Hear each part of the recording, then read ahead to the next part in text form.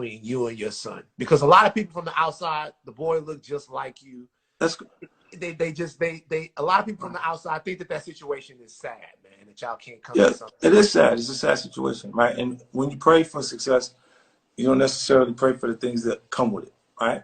And there's no such thing as success without jealousy, without envy, or entitlement.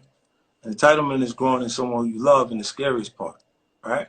And his mom developed an entitlement that cannot be met, filtering that energy through his actual personal interests. Let's say now that he's starting to like females, he's conscious of what kind of shoes he want to wear. I need these Jordans, the retro Jordans is coming, different things. And then his mother go, all right, I'll get them for you, but it just bothers me because you're supposed to have them all. So while being a privileged child, he feels deprived. When you had everything I didn't have. I can tell you how much my kids cost. In New York State, 1.360. You see what I'm saying? And I don't have an issue with paying the support fund. The reason why I'm the way I am with those kind of situations, I pay my support that year that the baby's born. Move the money to the account, let it, and it automatically disperses a certain amount of money per each month. So with him, I noticed over the years like it developed, because I blamed it on his mom for a long time. But it's not his mother, it's him. Like I've gone places where he was at and he left. Fifth, you love your son? I used to. That's a good question, man.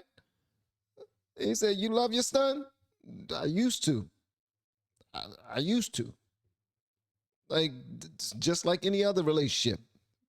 Nigga, you falling off, man. You trying to daggone demonize me for being a father. And I've gone above and beyond for you. You ask yourself how long, a complicated question would say, how long can you love something that don't love you back? Ooh. Ooh. You see, so in this experience, you look and you say, I didn't think success would cost me my firstborn, but it's the situation it is. Like my grandfather would say, if rather like a snake, if it's slither like a snake, is it a snake or do you need to be bit? Right? And that's the Aiken, South Carolina, and this the country, she'll say. And what he keeps saying is every time you see the boy, you show up with somebody you got a problem with. What does that day? Oh yeah, that's a problem right there.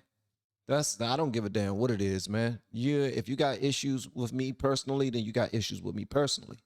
But if every single time you show up, you with somebody that I'm beefing with, that's a problem. That's and then that's an issue right there. That's a line in the sand to be drawn. People have been taken up out of here for less, for way less. And probably the only reason why he ain't put hands on the youngin is because that's his seed. People will always try to make relationships on a common bond of disliking someone. Like, be friends with you because your enemy is my enemy. Yeah. And he sees himself that way. To the extent where he's actually taking pictures with Preem's son or doing different things that, and you go, well, I'm like, I don't even understand where your motivation comes from with these things, but. Can you excuse any of that because of how young he is? No, he's 23 years old, 24 years old. That ain't young. That's a grown man. Man, that's a grown man, and you pulling up with the kids of the dude that got me shot, that tried to kill me? Nah. No. Nah. No. If you ask me, 50 has been way too lenient. It's not a baby no more. It's a grown man. See, I look at you as you grown, your decisions that you make as you start to pass what they would have did to us. They would have charged me like an adult at 15. So at 23, it's like you grown in my head. My homeboys, they had their babies at 15. At that point in the neighborhood, that was when you actually got into, we started the sexual thing. You know what I'm saying? It started to really get into, and everybody 15, 16 years old was the point that he was having kids. So like I was super late with him because I didn't want to have, something that I didn't actually connect with. because we both was babies. You know, at that point, and then later, you know, I mean, all these things don't turn out the way you want. Life just doesn't work like that. You know what I mean? And what would have to happen for you guys to have a relationship again? That's the last question I'll ask about it. I don't know. I ran into him one time. This is ill, right? Right after it was 2 months before his support was finished, right? And at the time, he's standing at the desk talking to the jeweler, and he had a small diamond chain, 2 small diamond chains, trying to get a bigger diamond chain, right? Trading them, see how much can you get that one. And I walked in, he goes, "Oh, you have somebody like watching me?" I said, "Nah." He said, "Oh, so coincidence?" He said, "Yeah, coincidence." Then he turned back to the jeweler, he goes back to talking to the jeweler, and he's like, nah, I can't do that. Now I'm like, because of how much the jeweler's asking him for. Saying he can't do a booth. Negotiating, putting 2 small diamond chains back to get a bigger diamond chain with the money I'm mailing it. He was embarrassed. His dad walked up in that joint. Someone who made something out of nothing. You know, he built it. He built everything from the ground up himself. You know, just by being the hustler that he is. And his father walk up in that joint and see that his son is trying to swindle his way into a bigger diamond that he didn't deserve. He didn't earn it. So he automatically accused Pops of having somebody watch him. Oh, maybe somebody called you and told you I was up in this joint or something. They telling you my business? First of all, why you so defensive? Dude, could you imagine how far I would be if 50 Cent was my goddamn father, man? You out your daggone mind, man. You can treat people too good sometimes. Period. You can treat people too good. You can spoil people, man, and take them away from their destiny because you're not even giving them a chance to struggle themselves.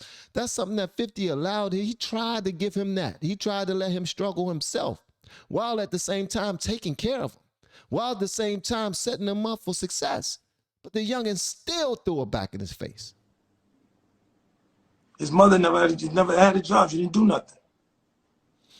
I would have questioned whether I was wrong if she did something after the fact.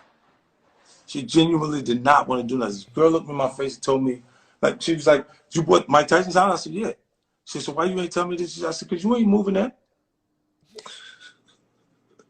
Well, I would have had to leave them in Mike Tyson's house. Like Mike left his old lady in him there when I got it. You see what I'm saying? So, because they would have said he's accustomed to this lifestyle and this is what he would have. It would have changed the whole scenario. So when I said, "Nah, you got to go. You gonna get a place over here." I gave her the same money that I gave my grandmother to buy my grandmother's house, for her to pick out a house and buy her house. And you go there until you figure out what you want to do. You don't want to do nothing. You're not coming with me stand like that. There you go. She was like, "You did it already. Don't nobody work if they don't have to work. You already did it." What? Feeling like the records you already sold. If I was thinking like that, that's who I was. Not even the person that earned it was thinking that way. Okay, think about this. I did it already, right? I got rich. Cool. I got rich. But I'm still out there hustling because I want to get more so I can make sure that I'm really set up the way that I need for me to be set up. So if I'm out there working and I already did it and you want to be a part of it, then you should be out there working and hustling too and adding to it. Even if you're adding a little bit, even if you're showing that you're trying to add just a little bit, just a crumb, a sip, something. But you're not because you're spoiled and you think that I'm going to continue to be out there working like a workhorse for you. No, he out there moving and grooving for himself and those that love him the same way he loved them. And the love clearly fell off a long time ago from the baby mother to him and from the son to him. At some point, he's not going to reciprocate anymore. At some point, he's going to give up. At some point, he's going to put a mirror in your face. People hate that. People hate that, bruh. People hate when you put a mirror in their face. Let me tell you something. When you put a mirror in somebody's face and they already crud ball, they already goof troops, they ain't worth much of nothing. And all you do is just show them. They hate that. They hate that, bruh. They hate it. Yeah. They've been over. Damn.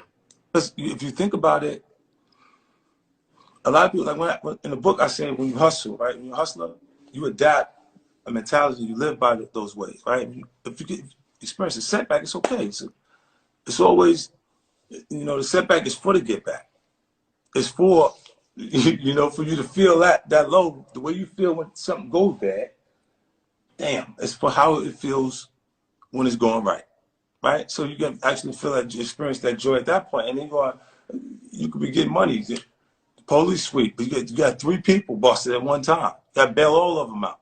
I pay lawyer fees for all of them. You got to have all your money that you had in the bank that you felt was just yours and profits is now taken out of your profits and placed into a necessity of keeping you functioning. All right, let me cut this joint off. All right, guys. So what y'all thought about that, man? Here's the thing. When 50 Cent wrote his books, I was in the gym. I might not look it. I'm a skinny nigga. I'm skinny. Look at me. Skinny as hell. And for those people that get offended by the N-word, my bad. I ain't trying to offend nobody. But I needed that encouragement from somebody that I respected and I know who did it. I know somebody who hustled to the point where they had to become something different and better than they started off being. At every single level, he had to become something different before he moved up to another level to become something different. I wanted to learn how to do that. And I started doing that. And now I'm doing way better. And me and my family are doing way better. We are moving and grooving the way we're supposed to. And as a matter of fact, it becomes easier and easier and easier the more the more you practice. You know that. That's why when y'all playing basketball, y'all get out there on the court, y'all out there playing against your man, or you out there shooting by yourself, or you out there trying little tricks, or even before you're playing against anybody, you're dribbling the ball, you're doing little things, and you ain't even got to think about it no more. As soon as somebody try to take it, you do like a little nasty move, and that's something that somebody else will have to practice and practice and practice because they don't know that you've been practicing. Whether it was directly, indirectly, consciously or subconsciously, you've been putting in the work. Well, this is something that his son should have been doing. But his son did not. And it was partially because of his suck-ass mother letting him know that it's okay. He already done built the kingdom. You the prince. You next on the throne. You don't have to do anything. Let me tell you something.